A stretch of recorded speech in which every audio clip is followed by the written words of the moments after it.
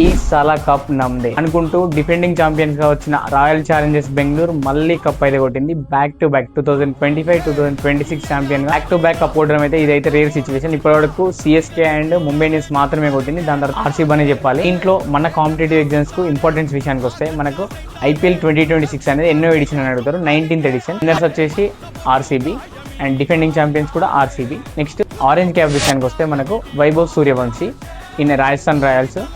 Next purple cap విషయానికి వస్తే మనకు Kagiso Rabada Gujarat Titans. Emerging player విషయానికి వస్తే కూడా Vaibhav Suryavanshi Rajasthan Royals and player of the tournament కూడా వైభవ్ సూర్యవంశీ.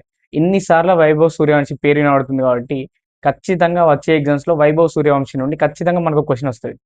ఆల్రెడీ అచీవ్మెంట్ విషయాన్ని చూసుకుంటే 15 years old. ICC 16th under nineteen world cup 2026 Zimbabwe and నమీబియాలో జరిగింది. దీంట్లో ప్లేయర్ ఆఫ్ ది మ్యాచ్ కూడా మనకు వైభవ్ సూర్యవంశే.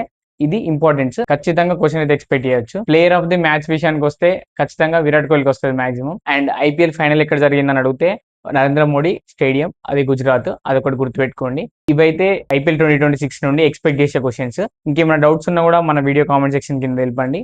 అండ్ ఇప్పటి వరకు మన ఛానల్ని ఫాలో చేయకపోతే please do follow Akhil tips. అందరికి ఒక హంబుల్ రిక్వెస్ట్, మీరు ఒకవేళ ఆర్సీబీ ఫ్యాన్స్ కాకపోతే రేపు మాత్రం స్టేటస్ స్టోరీలో చూడకండి, ఎందుకంటే మొత్తం నిండిపోతుంది, ఫోన్ క్రాష్ అయ్యే ఛాన్స్ కూడా ఉన్నది. Congratulations to RCB fans once again.